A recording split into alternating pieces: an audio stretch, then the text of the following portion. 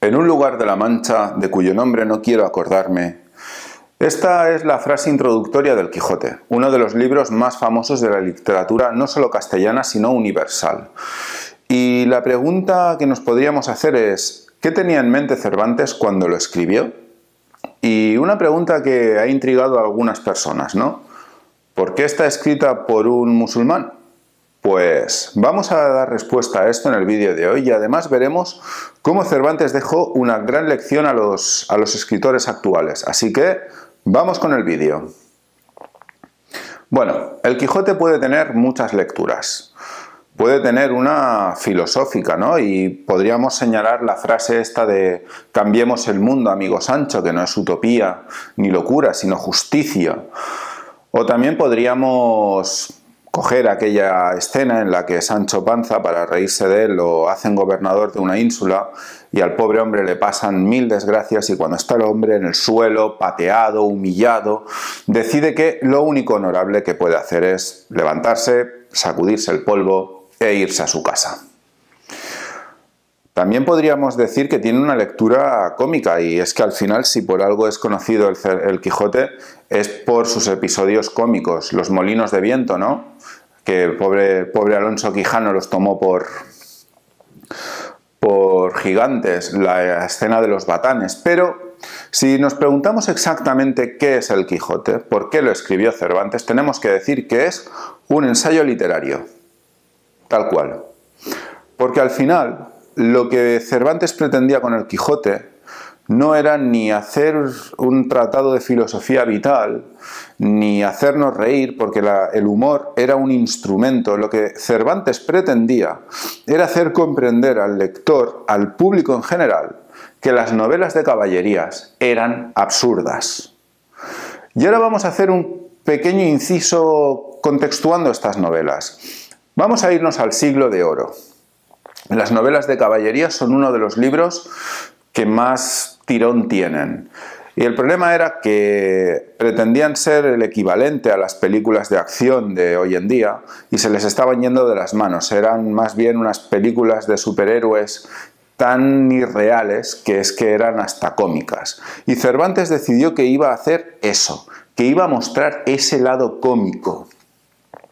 Con lo cual, si las novelas de caballerías podríamos decir que eran el James Bond de la época, Cervantes se propuso hacer el John English.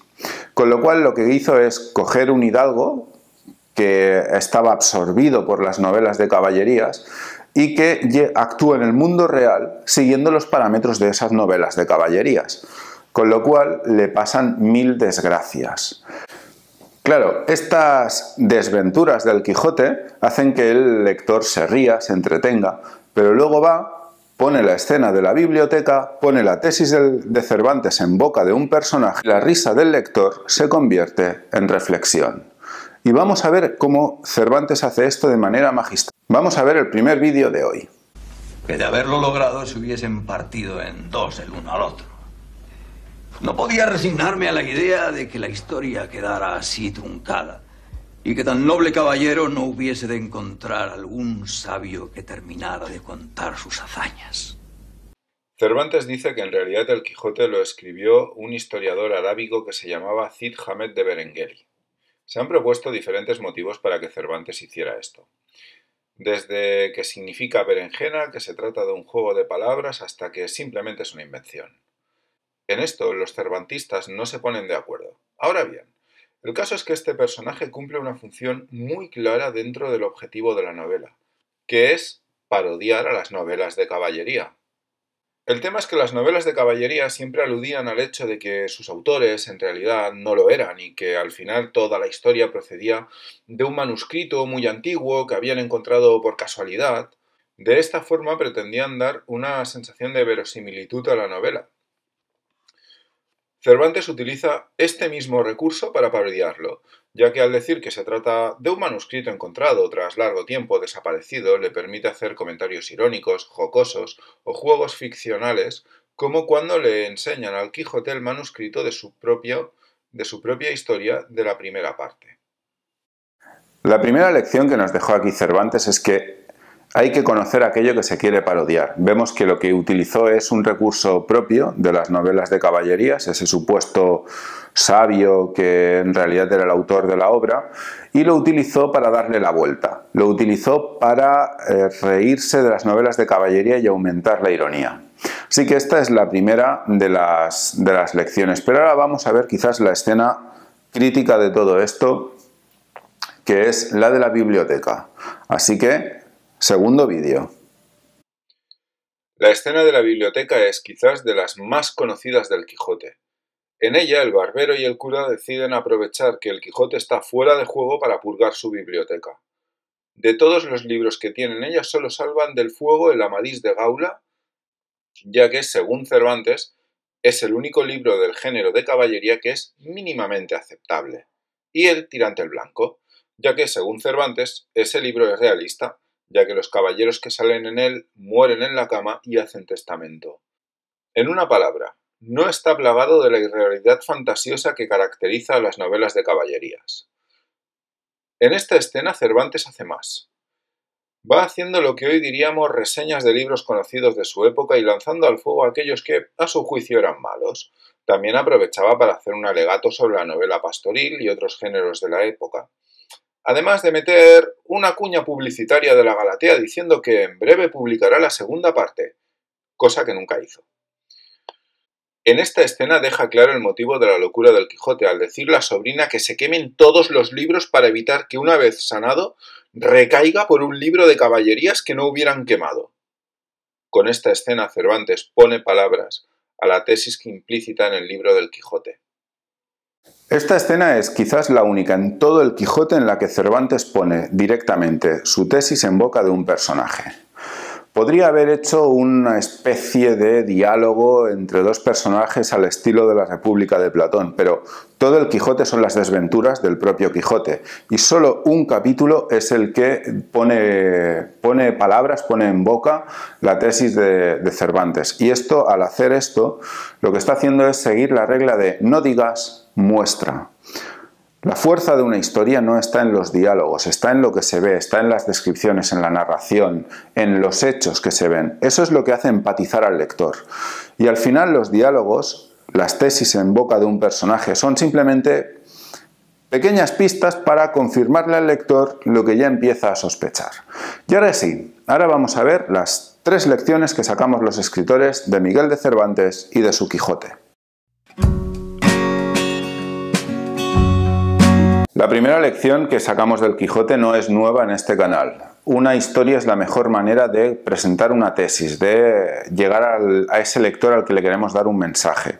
Ya lo vimos con Cuento de Navidad y Charles Dickens, pero ahora vemos que Cervantes vuelve a hacer exactamente lo mismo en otro área muy diferente, ¿no? En este caso en literatura, en lo que podríamos llamar un ensayo literario.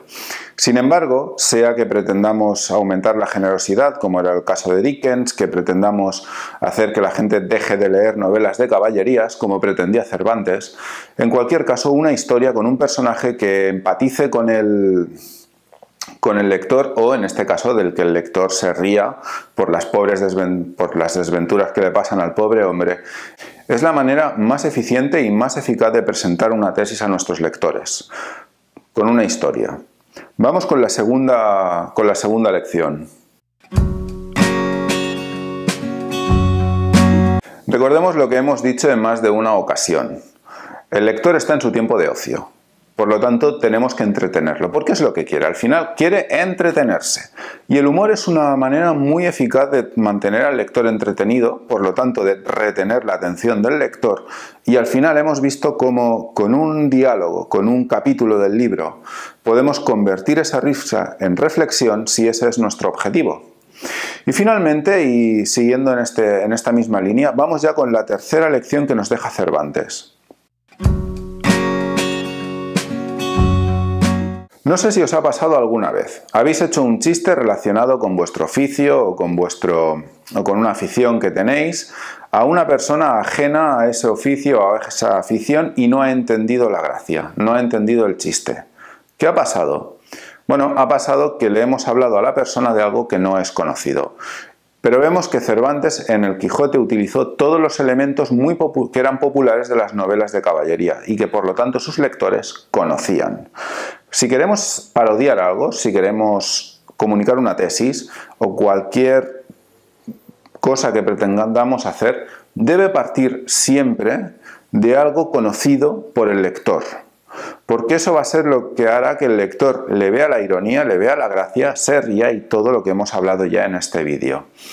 Y ahora vamos a hablar de marketing, porque en la época de Cervantes no existía el marketing, los conocimientos de marketing que tenemos actualmente, pero sí que Cervantes intuyó una de las leyes del marketing, que es la ley de la mente, que explicado de manera muy sencilla, muy simplificada, vendría a decir de que si queremos promocionar un producto, y un libro al final no es más que un producto, o una idea o una tesis como hicieron Dickens o Cervantes, la manera más eficaz es a partir de un concepto que ya esté instalado en la mente del consumidor o del lector potencial. Con lo cual, si pretendemos comunicar una tesis, como hizo Cervantes, tenemos que partir de esta ley, pero si queremos promocionar nuestros libros, también tenemos que partir de esta ley, porque de cumplirla o no cumplirla dependerá nuestro éxito.